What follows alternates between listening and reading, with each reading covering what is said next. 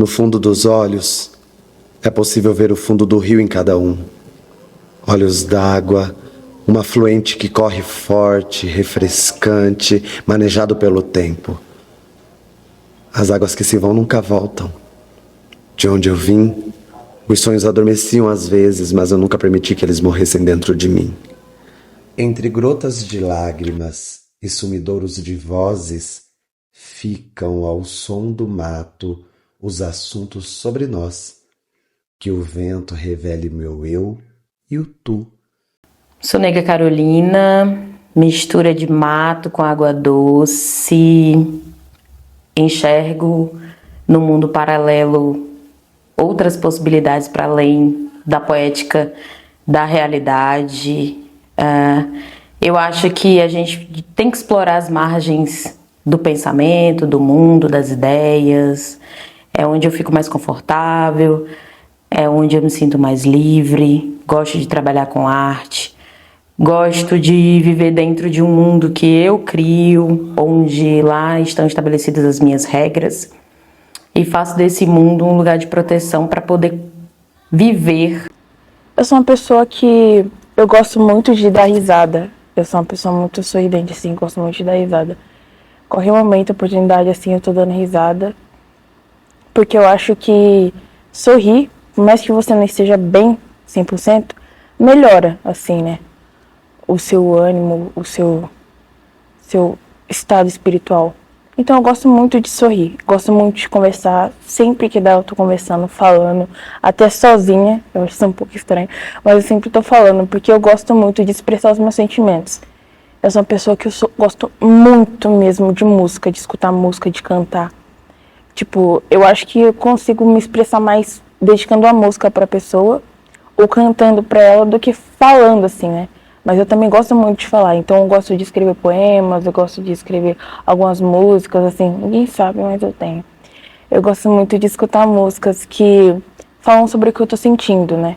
Sou uma pessoa que ama ver as pessoas ao redor felizes, eu gosto muito de fazer as pessoas sorrirem, eu sempre tento trazer uma coisa positiva para a vida das pessoas, né? Eu gosto de trazer na minha personalidade o alto astral, mesmo que às vezes eu não me sinta tão bem, eu tenho uns problemas assim, com autoestima, com falar em público, mas eu sempre tento trazer essa parte de mim que gosta de socializar, de fazer novas amizades. Eu sou uma pessoa bastante extrovertida, acho que do lugar de onde eu vim, as pessoas que estavam ao meu redor fizeram com que a pessoa que hoje eu sou fosse uma pessoa rígida e difícil de se libertar, conversar com as outras pessoas, de demonstrar quem realmente eu posso ser. De onde eu estava, a única coisa que eu conseguia enxergar era a imensidão de água e o céu. As nuvens estavam cinzas. Havia um contraste no céu. O único barulho que eu escutava era o da queda d'água. O som da água era como música para os meus ouvidos. Senti o sabor de liberdade. Às vezes, sinto que há sonhos presos dentro de mim. De onde eu vim, aprendi a não aprisionar os meus sonhos. O lugar de onde eu vim era muito simples, mas era cheio de amor, de carinho, aconchego. E é isso que eu mais me lembro, que mais me remete. O chão áspero quando ainda não tinha piso, as minhas bonecas espalhadas e eu brincando, sorrisos, brigas, mas sempre com muito amor. Eu vim de uma família muito conturbada em alguns aspectos. Meus pais, quando eu era menor, eles brigavam bastante. E eu tenho duas irmãs que no tempo eram menores, porque elas são mais novas, e sempre tentei proteger, tentar fazer com que não afete tanto elas, as brigas, né? Mas com muito amor, um lar de muito carinho. De onde eu venho tem muita água doce. Eu venho de uma família bem grande, de uma família amorosa. de uma família muito mesmo do meu santo, né? Que a fartura é uma das maiores características. Quando abri os olhos, avistei um menino aos prantos. As lágrimas que corriam pelo seu rosto criavam uma inundação naquele espaço colorido. Enquanto dançava, lavava o corpo com as suas próprias lágrimas. A criança que fui ainda habita em mim. Nunca parei de dançar. Ser uma criança negra é você já saber que você sempre vai ser a última a ser escolhida para um grupo, para uma roda de conversa. E foi mais ou menos isso que eu passei, né? Fora você ter que se encaixar nos padrões, né, das outras pessoas. Por exemplo, com o meu cabelo, que hoje eu tenho, mas antigamente eu era refém de procedimentos para me encaixar ao padrão das outras pessoas, né? Porque as pessoas falavam, ah, nossa, que cabelinho partidinho no meio, mais presinho, justamente para ele ficar mais parecido ali com o das outras colegas, né? Antigamente, quando eu era pequeno, às vezes eu sentia aqueles tipos de olhares na escola ou em supermercado, até mesmo às vezes com familiares. Aqueles familiares por parte de pai que são brancos, às vezes me julgando como se eu não tivesse um bom pensamento ou não agisse conforme deveria. Às vezes os olhares no supermercado como se eu fosse pegar alguma coisa sem pagar, sabe? Tipo, aquelas pessoas que ficam te seguindo em lojas. Você percebe quando você sabe, você sente que tem alguém ali pensando, pô, entrou esse negro aqui, ele vai fazer alguma coisa. Sempre foi assim, basicamente. Até hoje em dia eu entro em algumas lojas de roupas, eu penso, pô, vou comprar essa daqui. E eu vejo o vendedor que vem até perto de mim, ele fica me olhando como se eu fosse pegar e guardar em algum lugar. Cara, é surreal, porque eu posso estar mais bem vestido que eu conseguir, posso ter o tanto de dinheiro que tiver, né? Mas a cor de pele sempre vai mandar, né? Para algumas pessoas.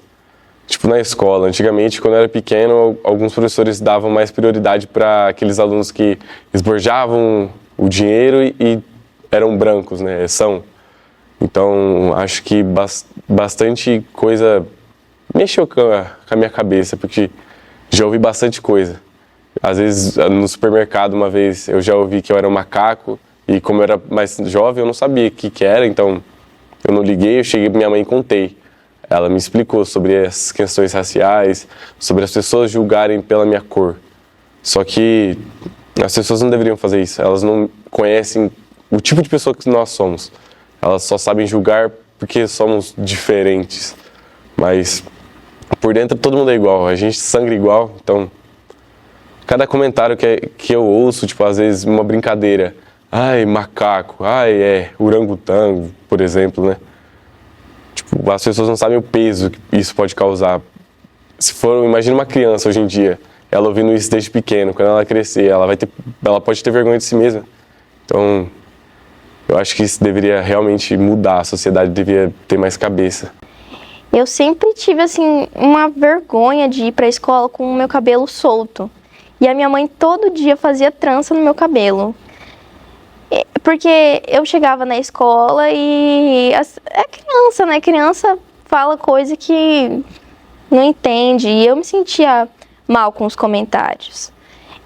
Comentando que, enfim, fazendo associação meu cabelo com bombril. É coisa de criança, mas eu me sentia muito, muito mal. E aí eu cresci assim, escondendo o meu cabelo, deixar de um jeito que eu gostava. Porque a sociedade faz a gente pensar que nosso cabelo é inferior, é feio, que não devia ser mostrado. Quando você é uma criança negra, dependendo de onde você viva, rapidamente você vai detectar esse fato de ser negro. E a minha família é toda negra, né? Então, dentro de casa não tinha isso.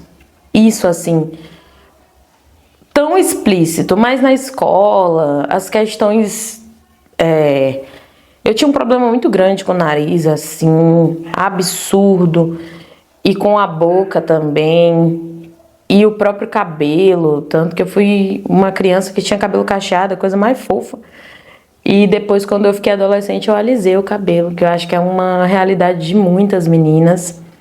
Mas na escola não era um perfil interessante, não era vista como bonita. Na escola a gente começa aquelas comparações. Então eu sempre estava ali como um corpo não atraente, um corpo interessante.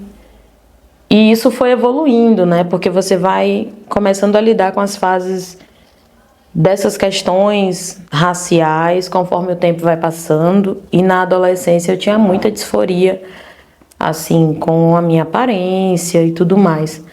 Minha mãe sempre me dizia que eu era uma criança muito linda, que a cor da minha pele é maravilhosa, mas eu não tive umas experiências muito legais com isso. Eu lembro que teve uma vez que eu vim pra cá, me mudei, foi a primeira escolinha, assim, vamos dizer, que eu entrei, que eu tinha alguns colegas. Eu era, na real, muito excluída.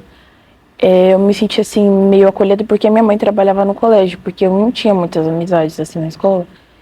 E mais pra frente eu descobri, infelizmente, por quê, né? Porque eu tava se brincando no parquinho sozinha, e aí chegou 2 menininhos em mim com a casca de uma banana, jogou em mim e falou que era por isso que ninguém queria brincar comigo na escola. E de princípio, assim, quando eu era criança eu não entendi muito, né? Mas aí eu cheguei em casa e eu pedi pra minha mãe passar farinha de trigo em mim, pra mim poder ficar igual a eles e pra mim poder ter mais amizades. Porque é muito doloroso você não ter com quem você brincar. Eu era só uma criança. Você não ter com quem você brincar, com quem você poder andar na escola. E além de não ter que passar por esse tipo de coisa. Infelizmente, as coisas não mudaram atualmente. Assim, eu tenho mais amizades, porque eu aprendi a me adaptar, né? A esse tipo de piadas que, né? Não faz muito sentido. Eu aprendi a me adaptar para não poder se sentir tão sozinha, porque eu acho que, assim, eu tenho certeza que ninguém gosta de ter esse tipo de experiência, né? Uma tentativa genuína, forjada no tempo e no corpo. A mão trêmula que se comporta no caos do imaginário. Se toca, se aperta, talvez se corte. É vívida nas vontades, se defende, respira de forma ágil, se acolhe de forma lenta. O corpo que se encara vez ou outra na metamorfose dos risos de criança. A brincadeira levou tempo. O tempo me carregou para buracos mais profundos na sutileza hostil da vida. Me reformo passo a passo. Uma alegria de cada vez, uma esperança plantada nos jardins do amor.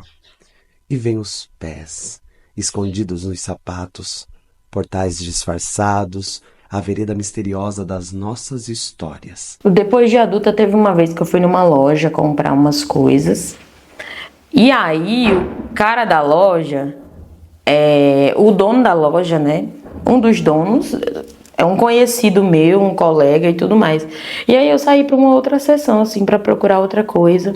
E chegou um cliente e falou assim: nossa, essa mulher que acabou de sair daqui tá fedendo só a despacho. Essa negra que saiu daqui tá fedendo só a despacho. E aí eu acho que eu nunca ia saber dessa história se a pessoa que estivesse ali no balcão não tivesse comentado comigo. E aí ele retrucou, né, isso que foi falado e depois me contou.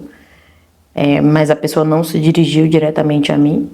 Eu já tive algumas questões acadêmicas, questões prejudiciais, questões de perseguição mesmo dentro da universidade, pautadas na questão racial e aquelas coisas corriqueiras. Às vezes acontece, dia de sexta-feira que eu boto meu branquinho, da pessoa não sentar do meu lado no ônibus.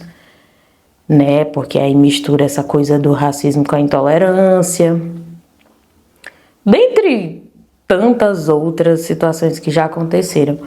Mas a que eu tô recordando agora é essa.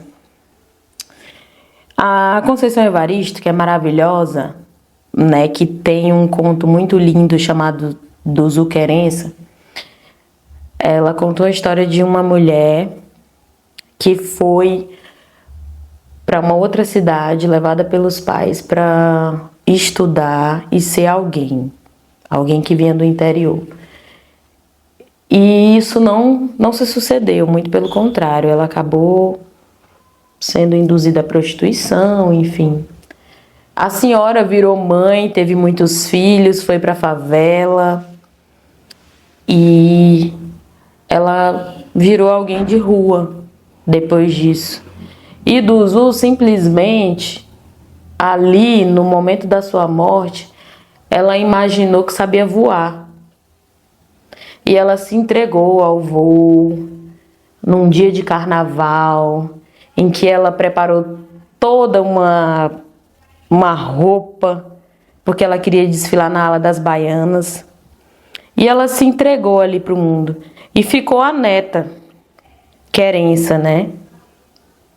Querença teve que lidar com o luto da avó, com as questões estruturais dentro da própria família, um irmão que não tinha mais, um outro que estava preso, mas ela ainda estava ali estudando. E teve uma coisa que ela aprendeu com a avó, antes da avó morrer, que foi voar.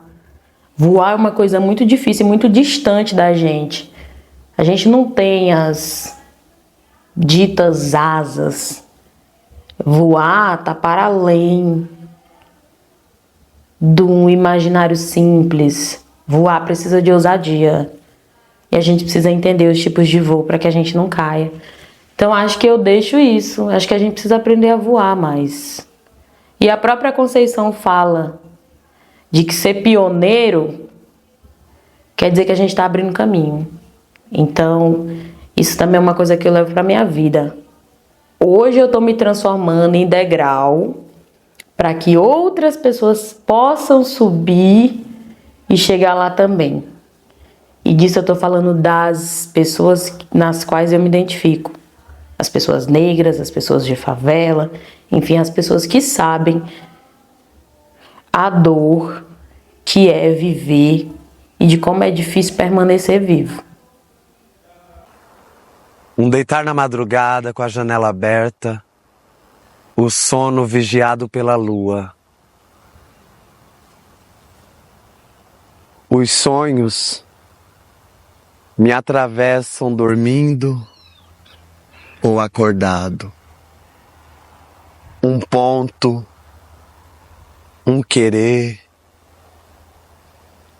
meu eu e os olhos que se abrilhantam dentro da imaginação. Eu também tive vários outros sonhos de... Eu já quis ser atriz, eu já quis ser cantora, eu já quis ser... diversas coisas, eu já quis ser muitas coisas, já sonhei. Eu sonho, na real, ainda em ser muitas coisas. Mas são sonhos que eu acho que não vou conseguir realizar tão cedo, né? Porque eu tive que deixar de lado para me conseguir trabalhar, para me conseguir estudar, para eu conseguir ajudar minha família atualmente, futuramente. Então não levei muito para frente, mas esse sonho ainda vive dentro de mim. Eu espero que um dia eu possa pelo menos realizar ele um pouquinho que eu conseguir, né? Sobre os meus sonhos, eu sempre fui incentivada pela minha mãe a sempre estudar e buscar uma faculdade, um futuro, uma coisa que eu gosto de fazer. E eu sempre amei desenhar, eu sempre pratiquei muito desenhar e sempre evoluí no desenho. E todo mundo à minha volta me incentiva muito. É uma coisa que eu realmente gosto, eu pretendo levar para o meu futuro, é um dos meus sonhos. Assim como a dança também, eu pretendo investir mais, porque é uma coisa que eu gosto de fazer e eu acho que é um sonho que vale a pena. Eu sempre sonhei muito e eu sonhava brincando. E eu acho que, assim, para nós, pessoas periféricas, principalmente quando é criança, a gente sonha muito e brinca. O nosso desejo é, como a gente não sabe se isso vai se tornar realidade mesmo um dia, então a gente brinca porque é a nossa oportunidade, de alguma forma, de viver isso. As pessoas que sempre me apoiaram foi basicamente minha mãe e minha tia, por parte de mãe, né? A irmã. Porque elas sempre falaram pra mim, você pode sonhar o quanto você quiser, o céu é o limite. É bem coisa de filme, né? Mas realmente a gente pode sonhar o quanto a gente quiser e nunca devemos deixar as pessoas matarem nossos sonhos. Hoje em dia eu me arrependo muito por não ter ido jogar, porque hoje em dia eu podia estar fazendo diferença fora de Dourados, mas a minha mãe e minha tia sempre me deram força quando eu precisei.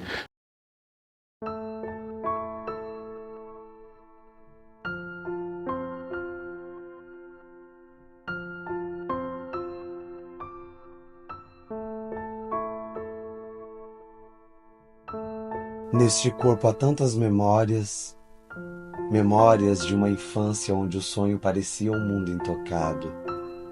Carrego a cor da minha ancestralidade. Preto que te quero preto. Naquela noite, me lancei num campo cheio de flores. Fiz daquele lugar o meu mundo roxo, minha pele, minha identidade. É sobre nós. Ser uma mulher negra é maravilhoso. Eu amo isso, eu amo a minha beleza e eu amo ter descoberto tudo isso. Acho que foi muito importante. E o meu desejo hoje é que outras mulheres, outras meninas se descubram, que olhem para o seu nariz e não importa o tamanho, ache bonito, olhe para o seu cabelo, se gosta de fazer trança, faça trança, saiba se admirar e ver sua beleza. Eu acho que a mulher negra, ela tem uma força, uma potência muito grande. A gente tem mais representatividade negra, mais artistas, mulheres negras, né? E lindas, belíssimas. E isso faz com que a minha autoestima aumente um pouco. E também, com essa representatividade, as mulheres são mais exaltadas, né? As mulheres negras. Mesmo que não muito, ainda é uma coisa que ajuda. Eu não me sinto tão mais excluída, não me sinto tão com a autoestima tão baixa. Hoje em dia é um aspecto que melhorou muito, mesmo ainda não tendo 100% da minha autoestima, é uma coisa que me ajuda a ver as mulheres negras estando em papéis altos na sociedade. É uma coisa que ajuda muito. E tem dia que você fica muito mal, porque hoje não é mais... Hoje ainda é uma questão direta, mas hoje a gente compreende as questões raciais, compreende o lugar que a gente ocupa no mundo dentro de uma estrutura. Então, quando a gente pensa na estrutura, quando a gente pensa no racismo estrutural, quando a gente pensa que, olha, você vai caminhar até aqui, porque até aqui tem um limite para você, que está estabelecido especificamente por uma questão étnica, por uma questão racial. Então isso toca em outro lugar, é outro âmago, é outra discussão, é uma discussão completamente ampla, na qual eu não tenho controle nem da discussão e nem do que eu sinto com relação a isso. Mas ainda é muito difícil, ainda mais eu sou uma mulher negra, né, de candomblé, de umbanda, e eu costumo deixar isso também muito explícito, e isso provoca alguns afastamentos. Tem também as questões de relacionamento, né, quando você é uma mulher negra, seja ele qual for o relacionamento amoroso, relacionamento com outras pessoas, é algo que as pessoas dizem, mas vocês estão sempre falando da mesma coisa. Sim, nós estamos sempre falando da mesma coisa, porque essa coisa ainda existe, essa coisa é super latente, essa coisa está aí, fazendo, acontecendo, moldando e deixando a gente presa dentro de certos estigmas nos quais, por mais que a gente queira, não sairemos tão facilmente. Se alguma pessoa disse pra você que você não vai conseguir por causa do seu cor de pele, por causa do seu cabelo, isso é mentira. Pega essas palavras e transforma ela em munição. O meu pai sempre foi uma pessoa muito feliz com as minhas conquistas. Minha família no todo, né? E o lugar que eu estou hoje não é o lugar que eu imaginava, mas eu creio que é melhor do que eu imaginava, né? A gente só não pode deixar de sonhar e correr atrás, porque a gente não sabe o nosso limite. A gente só tem que continuar. Terra vermelha, marcante, macia, espelho das raízes, embeber-se com os nossos contrapontos e partidas. Se ventarola, suja as camisas brancas e os sonhos brandos, um recorte de direcionamento.